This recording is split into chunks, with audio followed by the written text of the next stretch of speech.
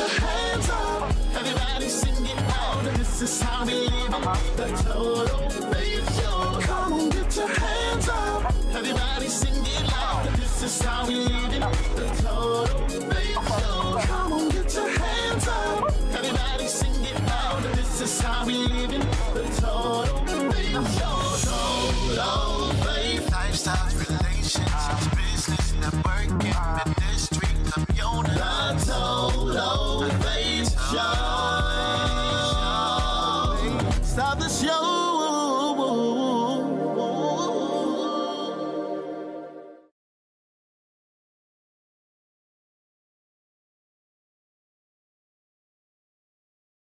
Hello and welcome to the Total Faith Show. I am your host, Cindy Ashley. I greet you each and every week onto your television screens, your computer screens, iPhones, iPads, all mobile devices. We are VOD, video on demand. We are also streamed live. Guess what? We are seen all over the world. And I am so privileged to say that I am honored, to say the least, to be able to have such a platform and to be able to bring to you lifestyle, entertainment, and news programming. To do what? To inspire, to educate, and more importantly, maybe even challenge some of you, okay? Because we here at Total Faith Network, we want everyone to win. We believe there's a winner in you, and we believe that it's time to change the way you think so you can be able to be a winner. And with that said, I want to introduce to some and read this gentleman who's here in the studio here today in the name of Dr. Umar Johnson. He is a doctor of clinical psychology and certified school psychologist who specializes in working with the parents of African American children who receive special education and are diagnosed with disruptive behavior disorders. Not only is Dr. Umar Johnson a psychologist, but he's also descendant of, if I get it right or wrong, Dr.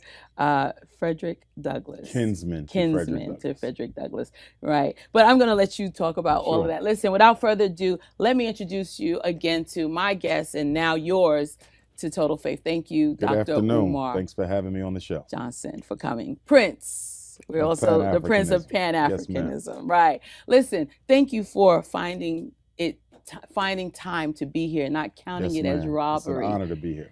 I count it an honor to have you here. I'm looking forward to developing possibly a television series with you, so that we can really inform our people and let people know what it is that is very relevant and important to us in this time that we serve. Yes, ma'am. So with that said, let's first begin. You're from Philly. Yes, ma'am. You're a kinsman of, why don't you talk to us about that? Certainly. I'm a kinsman to Frederick Douglass. Ironically enough, Monday, the day before yesterday, was the 203rd birthday celebration for my 4 times great-grandmother, Caroline Wilson Bailey. And July 1st will be the 198th birthday for my 4 times great-grandfather, Stephen Henry Bailey, who was the first cousin of Frederick Douglass and half-brother by way of the slave master. And I visit their gravesite every year. So that was actually where I was just 3 days ago. Awesome. That sounds so riveting, you know, and so real to be able to connect your kinship with. Yes, ma'am. And I didn't have to do any research, so I don't want to take any credit. That was already done by the family. So I was kind of born into the information. Okay. College is great, but before you enroll, which do you think is a better way to earn your degree? Live on campus in a dorm where you can't sleep, with a roommate you can't stand, attend lectures that you can't hear, with cafeteria food that you can't eat, or learn online at Independence University. On the porch with your puppy, in the kitchen with your kitten, on your bed with your bunny, your campus is wherever you want it to be. That's Independence University. And you'll also get a laptop and tablet to use in school, and you can keep them when you graduate. 1-800-698-9299. This is important news from the Diabetic Supply Line. If you, a friend, or a family member has diabetes and you have lost your supplier, or if you need a supplier for your diabetic supplies, you may qualify to get your diabetic testing supplies now with little or no out-of-pocket cost, regardless of your age. To be potentially eligible, you only need Medicare or private insurance. Call the Diabetic Supply Line now. Operators are standing by to take your call. Call now. Well, listen, you're doing some great work as a psychologist, and especially with our youth, particularly our children, our Black boys, right? We're going to dive right in, but before we dive into that, I like for my audience to feel the synergy of you. You just shared about your kinsmanship to Frederick Douglass and so forth. Why don't you also tell us, are you married? Do you have children? Yes, ma'am. I'm one of 11 children. I'm the oldest boy. I have 2 daughters. My baby girl just turned 6 years old. My oldest daughter, she's 15 years old, so we're 6 and 15. I was used to saying 5 and 15, but now I have to switch it up. It's 6 and 15. Never been married, lived alone my entire life. As you said, I'm a school psychologist, doctor of clinical psychology. I work in charter schools throughout the country, public school systems, primarily evaluating children for special ed, disability determination. So that's the learning disability, autism, the reading problems, the mild mental retardations, the ADHDs, the conduct disorders. But I find myself more than just evaluating the children. I find myself educating our parents so that they can stop the school to prison pipeline before it starts, because special ed is often the catalyst that gets the school to prison pipeline process started. Wow, that segues right into what I would like to talk about, the school to prison pipeline. Like, that is real. And I mean, let's talk about that if you would. I know you're here, you're going to be lecturing in a couple of days. And, we're very fortunate that you are in New York at this time, so we're able to have you here. So with that said, talk about the school to prison pipeline, just for those who may have never heard of that phrase before, because there's people who are watching. Certainly. School to prison pipeline generally refers to a process that sees more Black boys ending up in prison than ending up with a high school diploma. And what I've seen in my work, and I've even heard this from judges as well as attorneys, the school is passing the community for being the #1 referral source of Black boys to juvenile detention centers as well as minimum and maximum security prison. So boys, Black boys, are getting arrested more frequently inside the school than in the community. So it's interesting because we say we want our boys to go to school, but at the same time, school is more likely to land you in jail than dropping out of school. That's amazing. And then I would add to that, we have to put it within the context. Please. Public education in America was started to train Americans, and of course, following slavery, African Americans, on how to work. So it was industry and capitalism that forced the government to create education so that the workers could be able to read, write, and count. How can you exploit labor if you don't have workers who can read, write, and count? The problem today is there's no longer labor for African Americans. There's not even enough labor for African Americans with doctorates and master's degrees, which is why right now we have over 2 million of African Americans who are unemployed with masters and doctorates. So what is the purpose of school if there are no jobs, if school in fact was created to prepare you for the job? Well, I would argue that the purpose of public education in America today, which includes charter schools because they're also public by law, is to prepare Black girls for poverty and Black boys for prison. It's amazing how you articulate, the way you articulate is so riveting. Again, I say riveting because this is alarming to hear, this, as today in the 21st century. Like, we're talking about enslaving our Black boys and our girls, if you will, to the system, which we think, we have freedom. We're not supposed to be, slaves anymore. Why don't you talk to that? One thing that has to be understood, yes, when we talk about the challenges of African American boys in the school system, one thing that I always like to highlight and underscore, the Black boy doesn't have anything wrong with him. When we hear that, when a lot of times when you hear the conversation, it's Mhm. almost as if he needs a certain kind of school. Yeah, He needs a certain kind of teacher. that's what He it needs is. a certain kind of curriculum. No, he don't. He can learn just as well under the same circumstances as white, Chinese, Arab, East Indian, Mhm. Latino.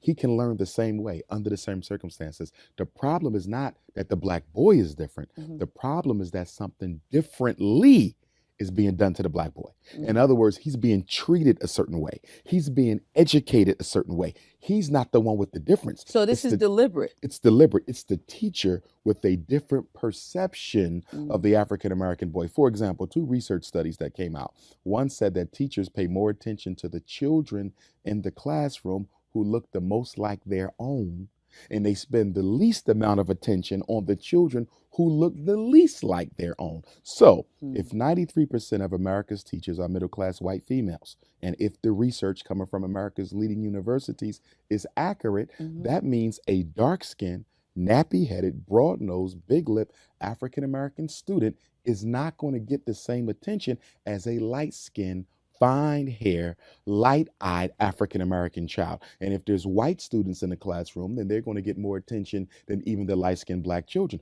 So there is Jim Crow Mhm. going on in the classroom without a sign on the wall. Wow. That brings up, that new Jim Crow. I actually had the privilege of meeting her, attorney Michelle Alexander. Michelle Alexander. Phenomenal woman Mhm. down at Riverside Church. But let's get back to you with the book here. Yes, ma'am. The Psychoacademic psychoacademic Holocaust. Holocaust. Like when you wrote this book, and rightfully so, why did you name it that as it relates to all of the work that you've Excellent done question. in terms of your studies and your Excellent research? question, because the title was the subject of some controversy. Why would he call it psychoacademic Holocaust? Is he exaggerating? And I'm glad you brought up attorney Michelle Alexander, because her book on the new Jim Crow Yes. chronicles the incarceration machine. Yes. My book chronicles the miseducation machine. Well, Mm. guess what? You don't even get to her stage if you don't deal with this stage. There would be no mass incarceration problem if there wasn't a miseducation problem. And we got to be very clear about that. If we go back in American history 75, 80 years ago, who were the drug dealers? Who was being locked up? Who was running the gangs? Who was getting drunk in the street? Who was killing each other? Mhm. It wasn't African Americans. It was Jewish, Italian, and Irish immigrants. They broke the law because America did not allow them to participate in its opportunity. It wasn't until 1940 that the United States government upgraded Jewish, Irish, and Italian immigrants to white status. Prior to 1940, if you was Jewish, white, or Irish, you were not considered white. You understand? But when they changed the status and made them white, Mhm. what they did in a lot of inner city cities, what they did was they gave the Irish the police departments in the African American community. They were disproportionately hired. The Italians were disproportionately hired in the fire departments in the African American community. The And Italians. European Jews were given the downtown Mm. civil service jobs in our Mm. municipal government. So in essence, they were given an economic stimulus package. Wow. All black men are doing today Mhm. is occupying the exact same crime jobs that were occupied by Jewish, Irish, and Italians. The difference is the government gave them a hand up Mhm. and never gave us a hand out. Now, with psychoacademic Holocaust, Mhm. I call it a Holocaust because I consider it to be just that. When you look at the murders taking place, the black on black crime, Yes. the mass incarceration, Yes. I would argue that the mother of all crime is miseducation, and the father of all crime is economic castration. For example, what is one of our biggest problems? The breakdown in the black family. Absolutely. Most people think slavery destroyed the black family. Slavery did not destroy the black family. We were still married through slavery. You study our ancestors, they kept those families together even under the punishment of death or incarceration. The black family was intact at the end of slavery. It was intact at the end of Reconstruction. It was intact at the end of civil rights. You don't begin to see the rise of the single-parented black female home until the 1970s. What happened in the 1970s to cause the disintegration of the black family? I'll tell you. Tell us. The United States government deliberately decided upon a program of economic castration within the black community. And what that means was they came into Philadelphia, New York City, Baltimore, LA, Houston, all the major black metropolises, and they systematically took out the factory jobs. They systematically began to stop training black men in the skilled labor areas, electric, plumbing, Wow. carpentry. Then they went into the high school. This was the most effective thing that they did. Mm. They went into the inner city high schools and took out the industrial building trade programs. Up until the 70s, you could graduate from high school licensed as a plumber, electrician, carpenter, auto mechanic, woodworker, mason. What happened to those programs? They've all been taken out. The skills that allow you to pay the bills Mm. are no longer in the high school. And that's what's given rise to the mass incarceration campaign, the crime wave that we see, the drug epidemic that we have. And on top of that, that's what gave rise to the massive numbers of unemployed black men. It was a systematic move by the government to make the black man economically irrelevant to the black woman. We're going to take a quick break. Sure. And when we come back, we're going to take a quick break. This is a lot to absorb, a lot to take in. Again, this is Cindy Ashley, host of the Total Faith Show. We will be right back. Do not tune away. We'll be right back. Listen to this important message. If you owe money to the IRS, you will want to hear this. The IRS is cracking down on those who owe back taxes. They send out devastating letters, garnish paychecks, and even put liens on your home or business. You may have heard of it. It's called enforced compliance. Penalties and interest compound daily on your back taxes, putting you under a mountain of debt.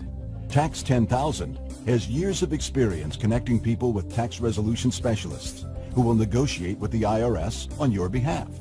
Working through the IRS Fresh Start program, they will handle all the necessary forms and can negotiate a tax settlement with the IRS. It's that simple. And if you qualify, you may end up saving thousands of dollars, finally ending your financial stress. Now is the time for a fresh start. Now is the time to call Tax 10,000. 800-681-2198. That's 800-681-2198. Call now. Make us understand, what do we do now for solutions? How do we make this better? The Please. premise of the solution is this, Come, and it's something that African Americans don't like to admit. please. We're the only population of black people on earth who has the economic and intellectual ability to solve their own problems with minimal government intervention. Last year, we spent $2 billion on Air Jordans, $600 million on fast food, $9 billion on perm and weave. Black men spent $2 billion on Air Jordans. Oh my God. African Americans purchased twice the amount of Mercedes-Benz as European Americans, although European Americans have twice the wealth of African Americans. And when you look at our Christmas shopping, my goodness, in Philadelphia, we spend $2 billion on Christmas gifts. In New York City, you guys spend at least $4 billion on Christmas gifts. In Los Angeles, about $1.5 billion on Christmas gifts.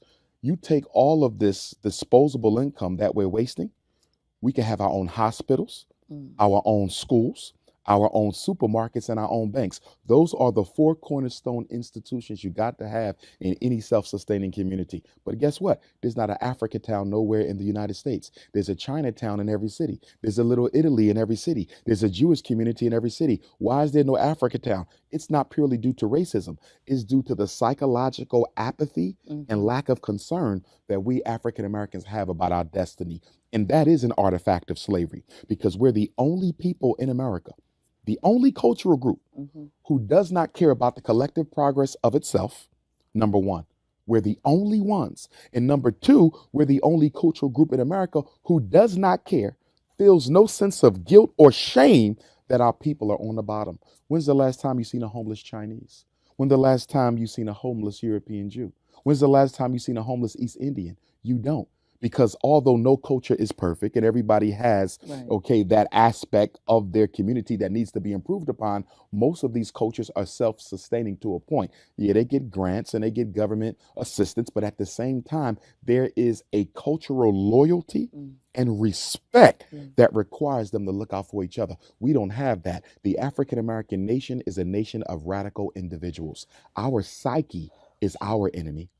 Our psyche is our enemy. Until you change the way African Americans think about themselves and their future, nothing changes. Because before you can have an economic revolution, political revolution, before you can have a cultural revolution, a family revolution, you got to have a psychological revolution. Yes.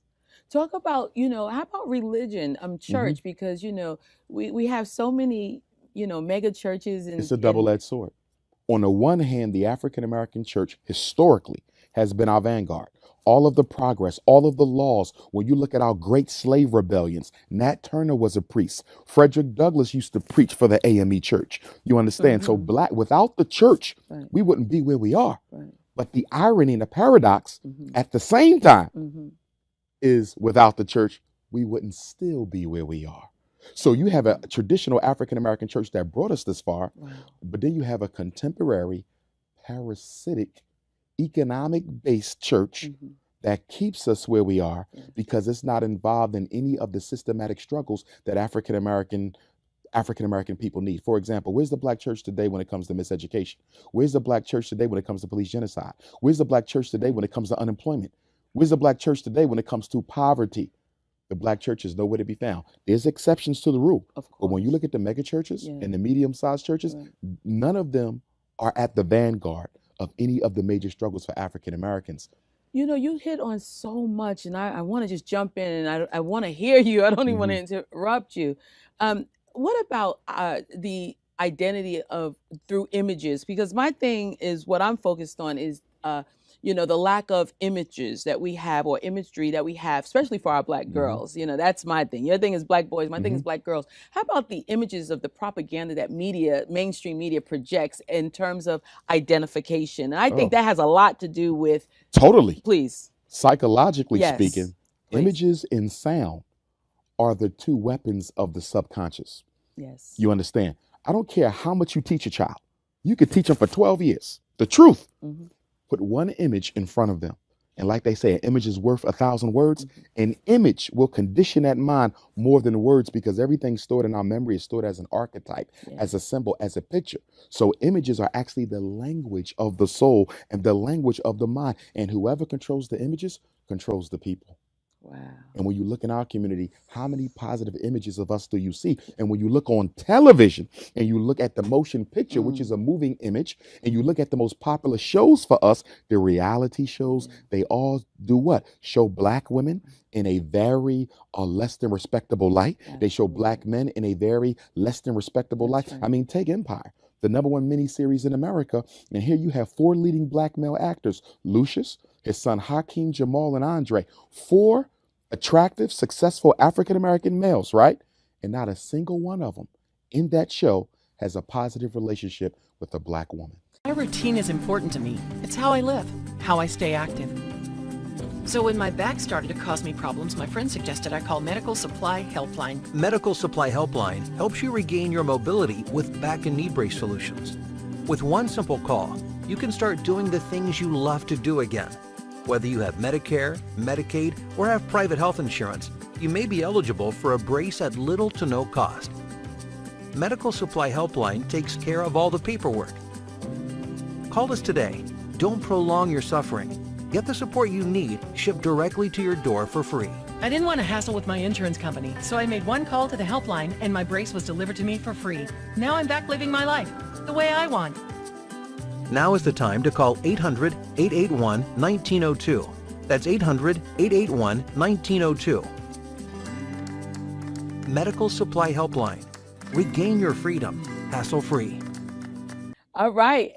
We're back. Listen, this is a serious program. I'm going to give you, Dr. Umar, without further, please speak into the camera. Let the people know about what the solutions are as it pertains Good afternoon. to. This is Dr. Umar Yes, Johnson, please. Black America's #1 school psychologist, and I have a special message for all of our African American parents out there and parents in general. 3 quick tips for the upcoming school year. I know it's summertime, but school will be coming right back. Number 1, don't sign any paperwork that the school gives you unless you read it thoroughly. Number 2, never go to a school meeting by yourself. It is very important that you have a witness to every conversation in the school in case it goes to court or goes to due process. Number 3, understand that special education in and of itself is not a solution, and special education will not work if your child does not need it. In most cases, our children do not have learning disabilities. What I often find is they have lazy disabilities. It's not that your child can't learn how to read, he's not interested in learning how to read. So I'm saying to you, make them do the work.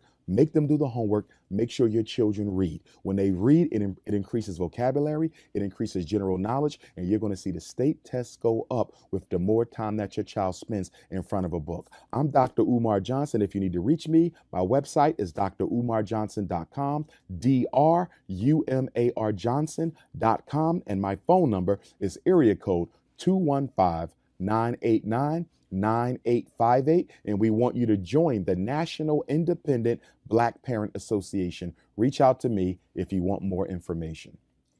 Awesome. You know, I'm just so thrilled and excited. We gotta please. We will. I pray so. Listen, without further ado, I just want to make a statement that Dr. Umar is going to be doing Black intelligence versus Black consciousness in the next couple of days right here in Brooklyn, New York. We're excited about that. I know this is worldwide, but if you guys are watching in whatever time zone you are, just watch us and stay tuned. You're going to hear more from Dr. Umar Johnson right here on Total Faith. We're going to talk about doing a TV series because there's so much information. We need to get this information out because it's going to help. It's going to help. It's going to educate. It's going to definitely challenge some of you. With that said, Dr. Umar, your book, the Psycho-Academic Holocaust, the Special Education and ADHD Wars Against Our Black Boys. Make sure you check him out. Look. You want to go to and get that book, okay? Without further ado, I want to say thank you so much. Thank you. It was an honor to be here.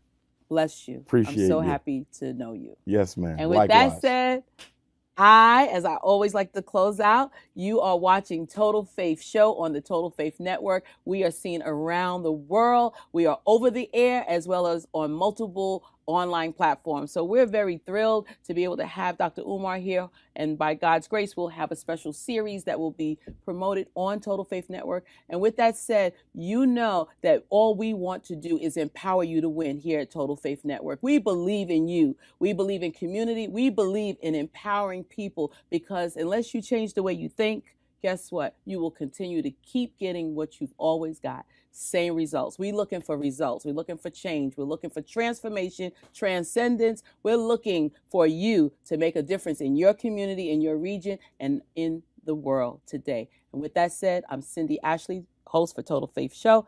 And as I always sign off, we at Total Faith, we walk in total faith. Until next time. Come on, get your hands up. Everybody sing it out. This is how we live it. The Total Faith Show. Come on, get your hands up. Everybody sing it loud. This is how we live it. The Total Faith Show. Come on, get your hands up. Everybody sing it loud. This is how we live it. The Total Faith Show. Total Faith. Lifestyle, relationships, business, networking, ministry, community. The Total Faith Show. Stop the show.